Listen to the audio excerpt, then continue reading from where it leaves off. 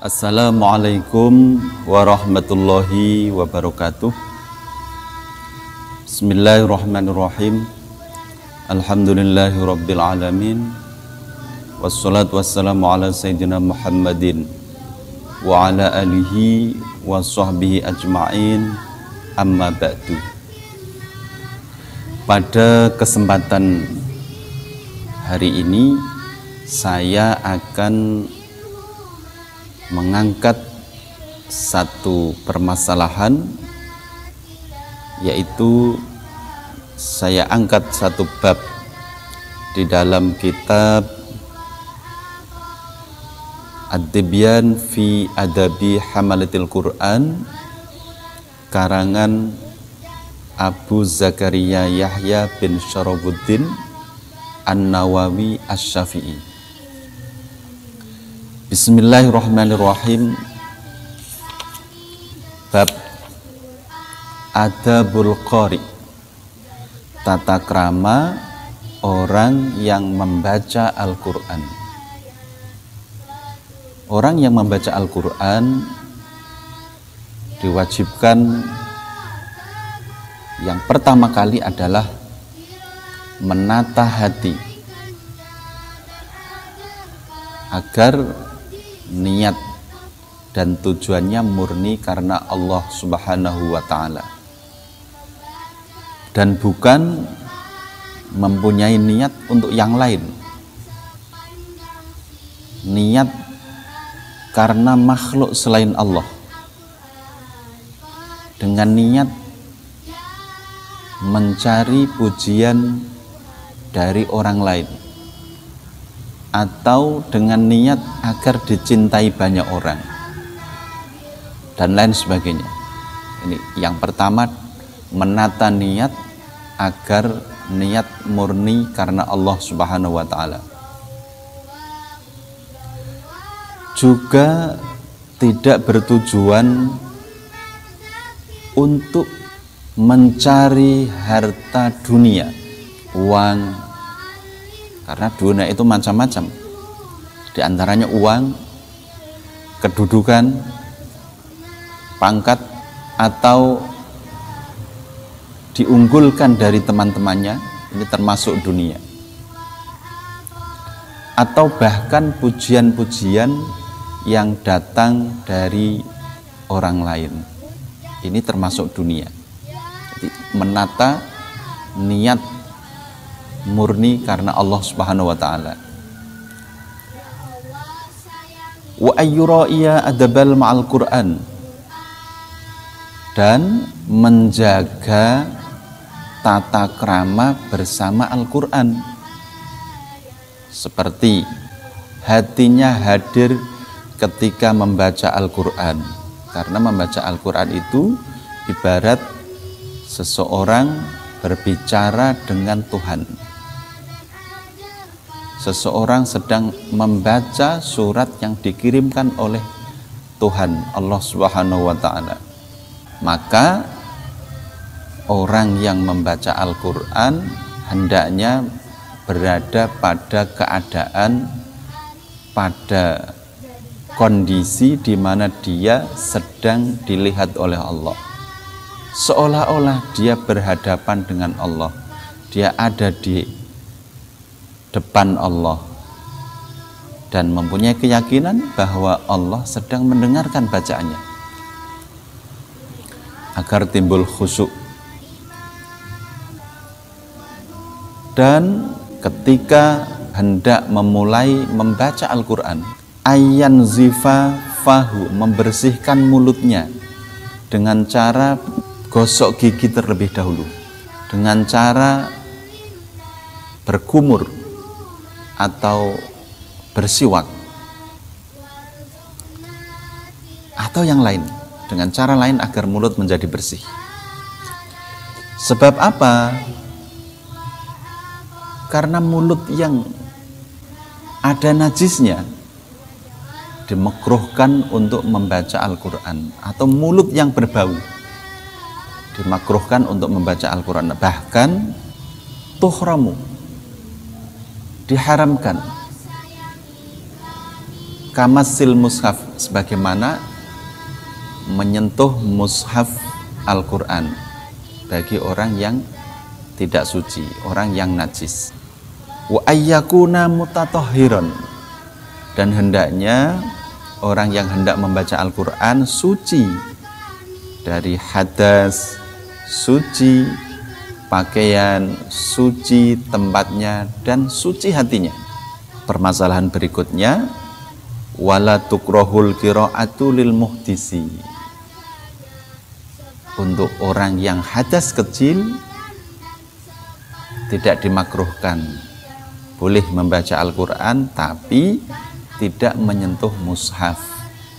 Dia hanya membaca dengan tidak menyentuh mushaf Al-Quran, sebagaimana wanita yang sedang istihadah boleh membaca Al-Quran tapi tidak menyentuhnya karena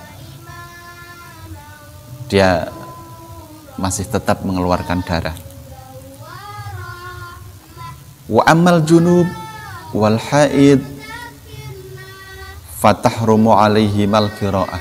Adapun orang yang sedang hadas besar, orang junub, juga wanita yang sedang haid, maka diharamkan membaca Al-Quran.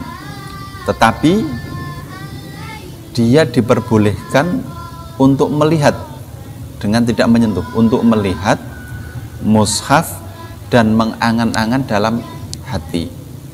Ingat, tidak menyentuh, karena menyentuh mushaf diharamkan.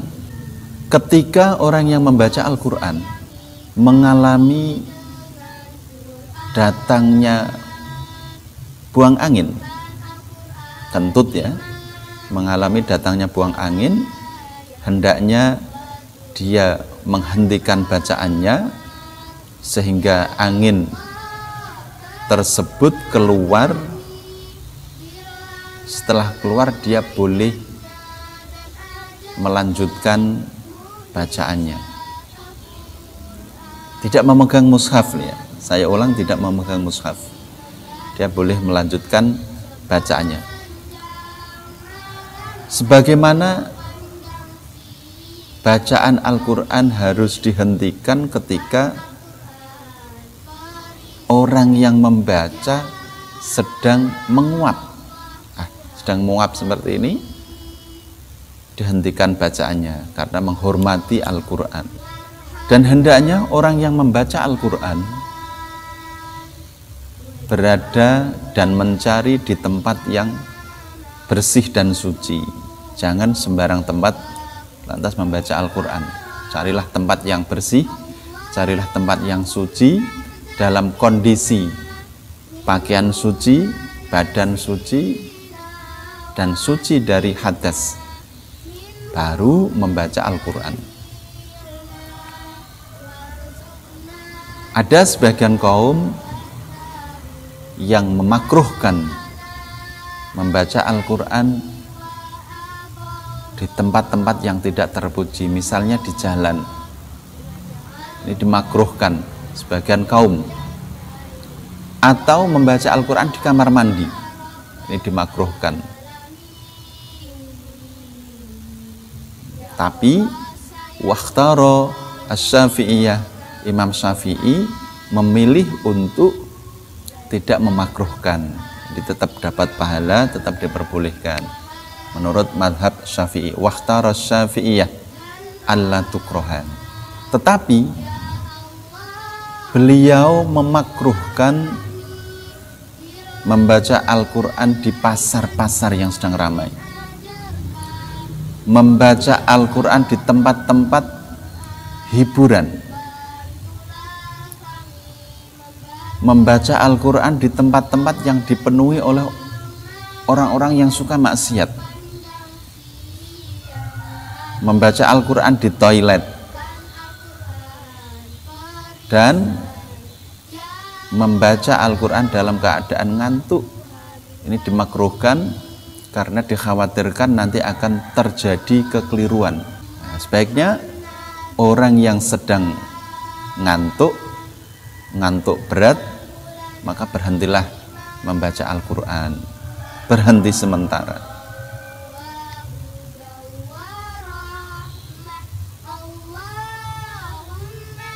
Juga dimakruhkan orang yang membaca Al-Quran ketika khotib sedang berkhutbah. Jadi ketika khotib berkhutbah, berhentilah sejenak membaca Al-Quran, dengarkan khotib berkhutbah, karena itu dimakruhkan. Dan hendaklah orang yang membaca Al-Quran dalam keadaan yang sangat baik, dalam keadaan yang sangat baik, menjauhi apa yang dilarang oleh Al-Quran karena menghormati Al-Quran.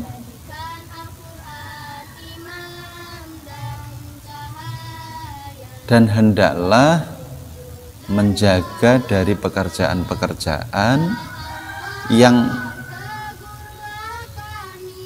rendahan, menjaga dari pekerjaan yang rendahan. Orang hafal Al-Quran hendaklah mencari pekerjaan yang mulia, yang pekerjaan yang tidak menguras tenaga secara berlebihan, pekerjaan yang tidak terlalu membuat kotor tubuh, tidak terlalu membuat kotor pakaian. Walaupun pekerjaan-pekerjaan tersebut tidak dilarang, tapi hendaklah dia menjauhi itu selagi mampu. Dan ahli Quran, ahli membaca Al-Quran, para penghafal Al-Quran, mutawadhi'an lis-sholihin, selalu bersikap tawadhu terhadap orang-orang saleh, bersikap tawadhu terhadap orang-orang yang baik, terhadap orang-orang miskin. Dan hendaklah ketika membaca Al-Quran menjauhi untuk tidak tertawa, wa ayyajtanibad dhahak, menjauhi untuk tidak tertawa, wal hadis al ajnabi, menjauhi untuk berbicara selain kalimat-kalimat Al-Quran.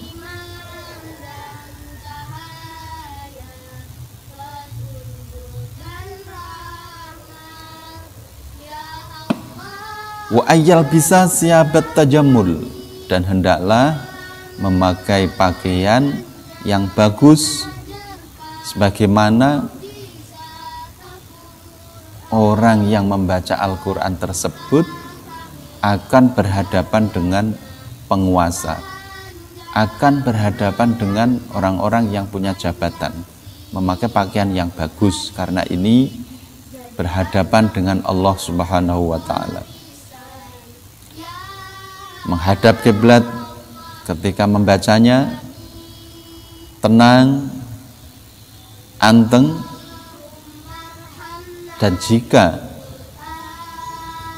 membaca Al-Quran dengan berdiri atau dengan tiduran, maka diperbolehkan. Walahu ajrun aidon, dapat pahala juga. Wa ayyasta'idha billahi minasyaitonir rajim bil qiraah, dan hendaknya sebelum membaca dimulai dengan ta'awudz.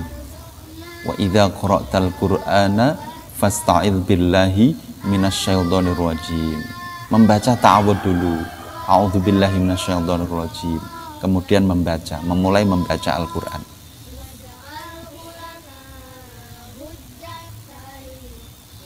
Dan jika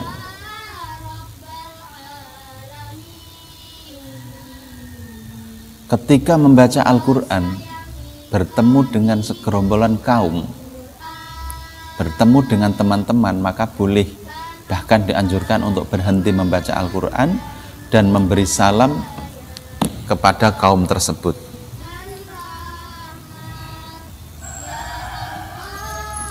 Lanjut.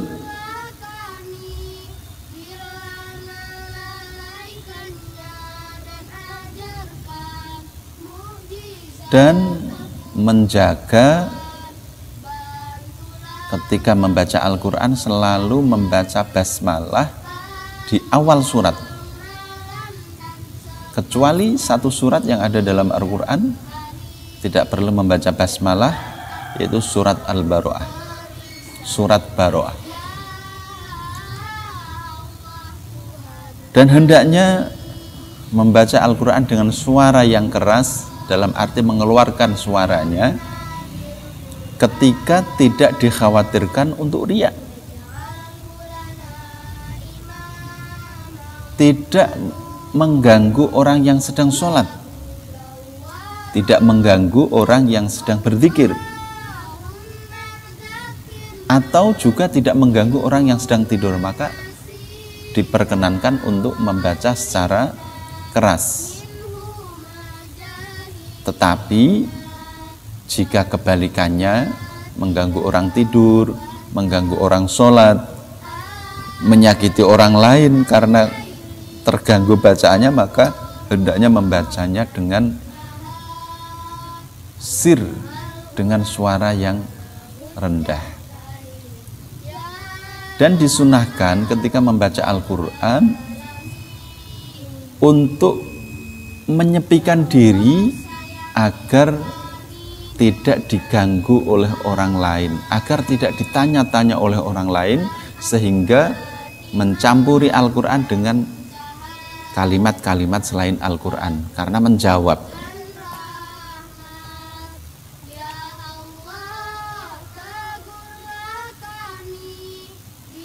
Tetapi boleh juga ketika membaca Al-Quran dan kemudian berhenti sejenak untuk memberikan salam kepada orang, maka diperbolehkan. Bahkan wajib menghentikan bacaan Al-Quran ketika ada orang lain memberikan salam. Jadi ketika ada orang lain memberikan salam, kita sedang membaca Al-Quran, maka wajib berhenti, menjawab salam terlebih dahulu, baru kemudian melanjutkan membaca Al-Quran.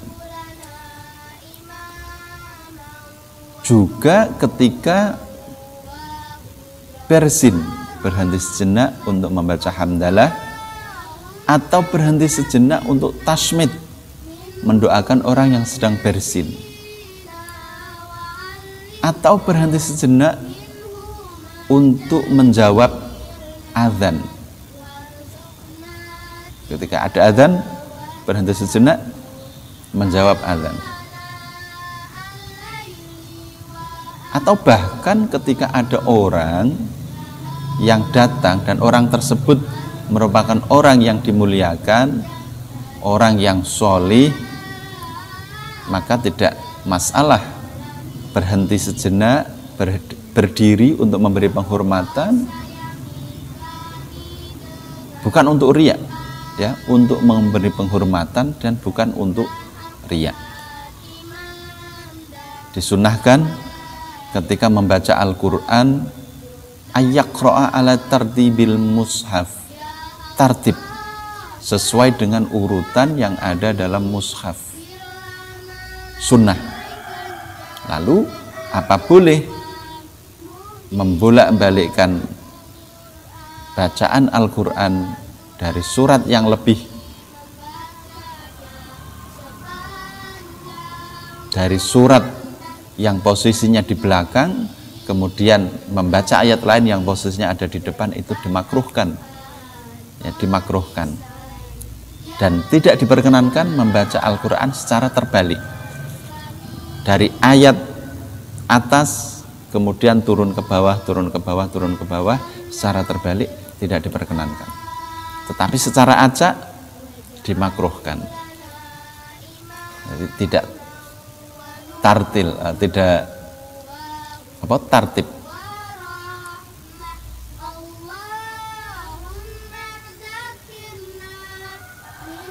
membaca Al-Quran dengan melihat mushafnya afdolu, itu lebih utama daripada membaca Al-Quran tanpa melihat tulisannya, tanpa melihat mushaf. Karena apa? Karena ketika kita membaca Al-Quran dengan melihat mushaf, maka pahalanya akan double. Satu, pahala membaca Al-Quran, yang kedua pahala melihat mushaf Al-Quran, tulisan-tulisan ayat dalam mushaf Al-Quran. Ada pahalanya tersendiri. Permasalahan berikutnya, membaca Al-Quran tidak perlu niat seperti ibadah-ibadah yang lain. Tidak ada niat. Tidak perlu membaca niat, kecuali jika membaca Al-Quran tersebut merupakan bacaan yang dinazarkan. Satu misal, kalau saya lolos jadi pegawai negeri, saya akan membaca Al-Quran 30 juz dalam 1 hari. Maka ada niat, tetapi niatnya karena nazar, bukan niat membaca Al-Quran. Jadi membaca Al-Quran, saya ulangi sekali lagi, tidak perlu ada niat. Berikutnya, ini perlu digarisbawahi, wala tajuzu al-qira'atu bil ajamiyati mutlaqan. Tidak diperbolehkan, tidak diperkenankan membaca Al-Quran dengan bahasa selain bahasa Arab, termasuk dengan bahasa Indonesia. Ini tidak diperkenankan, tidak diperbolehkan. Wala tajuzu, tidak boleh. Membaca Al-Quran harus dengan bahasa aslinya, yaitu bahasa Arab, karena Al-Quran diturunkan dengan memakai bahasa Arab dan turun di Arab juga, karena Nabi Muhammad orang Arab. Wa tustahabbu, dan disunahkan ketika membaca Al-Quran bitartil, dengan tartil, pelan-pelan. Wa tahsinis saut, dengan suara yang bagus, berusaha untuk bagus. Wa tukrahu bil ifrad fil isra. Adapun membaca Al-Quran dengan cepat, maka dimakruhkan. Hendaknya membaca Al-Quran dengan pelan dan dengan menghayati makna dan maksud Al-Quran. Dan disunahkan pula ketika membaca Al-Quran bitadbir, dengan mengangan-angan, wattafhim, dengan berusaha memahami, bi ayyashtagilal qari qalbahu bitafakkur, dengan cara menyibukkan hati untuk bertafakur, untuk memikir-mikir makna dan maksud Al-Quran. Sehingga apa? Sehingga memahami makna demi makna, ayat demi ayat. Dan disunahkan pula ketika membaca Al-Quran ayyuksira minal buka, menangis, membaca sambil menangis. Wattabagi, tabagi itu artinya berusaha untuk menangis, liman la yaqdiru alaihi, bagi orang yang tidak mampu untuk menangis. Jadi memang tidak boleh membaca Al-Quran dengan cengengesan, itu tidak boleh. Dengan nangis, jika tidak mampu untuk menangis, maka berusaha untuk menangis. Wa yustahabbu ayyura'iya hattal ayat. Ada beberapa ayat yang disunahkan untuk dijaga, dalam arti menjaga beberapa ayat sajdah, ayat-ayat yang menerangkan keagungan Allah. Dengan menjaga apa? Melakukan sujud tilawah. Ini berlaku bagi orang yang membaca dan berlaku pula bagi orang yang mendengar. Dan hukumnya pun sunnah, tidak wajib. Hukumnya sunnah. Beda dengan pendapat Imam Hanafi. Adapun pendapat Imam Hanafi melakukan sujud tilawah ketika sampai pada ayat sajdah hukumnya wajib. Haitsu qalu biwujubiha, pendapat Imam Hanafi dan orang-orang yang bermadhab Hanafi melaksanakan sujud tilawah ketika sampai pada ayat sajdah hukumnya wajib. Adapun menurut Imam Syafi'i hukumnya sunnah. Ada 14 tempat ayat sajdah menurut Imam Syafi'i fil jadid, pada qaul jadid, yaitu pada surat Al-A'raf, Ar-Ra'd, An-Nahl, Al-Isra, Maryam. Pada surat Haji ada 2 ayat sajdah, surat Al-Furqan, surat An-Naml, surat As-Sajdah, Hamim Sajdah, surat An-Najm, surat Al-Insyiqaq, dan yang terakhir surat Al-Alaq. Wa yushtaratu fi hadhihi sajdati, dan disyaratkan ketika melaksanakan sujud tilawah syurutus sholah, seperti syarat-syarat ketika kita hendak sholat. Min sitril aurat, menutup aurat, wastiqbalil kiblah, menghadap kiblat, wa taharatus saub, suci pakaian, wal badan, suci badan, wal makan, suci tempatnya. Wa man lam yakun ala taharatin inda tilawah yasjudu ba'da ayyata tahara.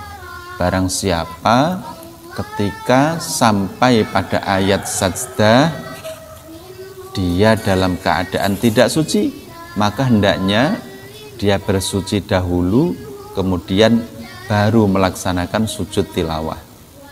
Ini hukumnya sunnah menurut pendapat mazhab Syafi'i. Selanjutnya, wal yahtaris min nisyanihi, bagi mereka yang telah menghafal kalimat-kalimat dalam Al-Quran, hendaknya selalu menjaga agar tidak melupakan, selalu menjaga agar tidak lupa, baik sebagian terlebih-lebih banyak dari apa yang dihafal. Kenapa?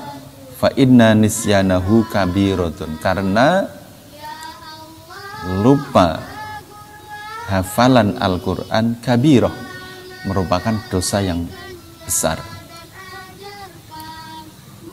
Wa yustahabbu lil qari'i idzan tahat qira'atuhu ayyasaddaqa rabbahu, ayyusaddiqa rabbahu, dan disunahkan bagi pembaca Al-Quran ketika selesai bacaannya, ketika sampai bacaannya, ketika khatam dalam membaca Al-Quran, atau ketika dia menyelesaikan satu ayat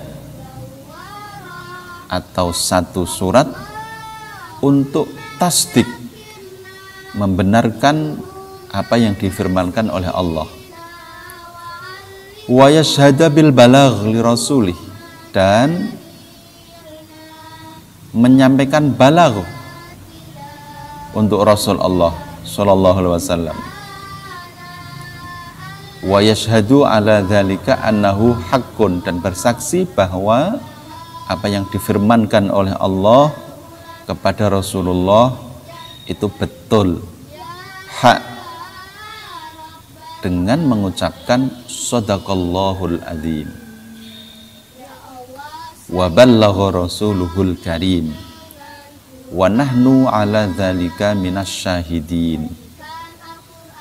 Itu namanya tasdik dan balagh. Yang terakhir, wa yusannu saumu yaumil khatmi, dan disunahkan ketika khatam dalam membaca Al-Quran untuk melaksanakan puasa. Ini puasa mutlak ya, ketika khatam dalam membaca Al-Quran 30 juz, dari juz 1 sampai juz 30 selesai, maka disunahkan untuk melaksanakan puasa. Wajamul ahli, mengumpulkan keluarga, anaknya, istrinya, atau bahkan tetangganya dan keluarga yang lain dikumpulkan. Wal asdiqa, teman-teman, indahu wattu'a'u aqibahu, dikumpulkan untuk berdoa bersama, tapi tentunya tidak berdoa saja. Si pembaca ini juga hendaknya menyiapkan sedekah makanan untuk dimakan bersama, bukan berdoa lantas pulang, bukan. Diajak berdoa anak-anaknya, istrinya, suaminya, tetangganya, teman-temannya, setelah selesai berdoa untuk diajak makan bersama. Ini hukumnya sunnah. Satu bab dalam kitab At-Tibyan fi Adabi Hamalatil Quran, karya besar Imam Abu Zakaria Yahya bin Syarafuddin An-Nawawi yang bermadhab Syafi'iyah. Sekian, semoga bermanfaat. Billahi taufik wal hidayah. Assalamualaikum warahmatullahi wabarakatuh.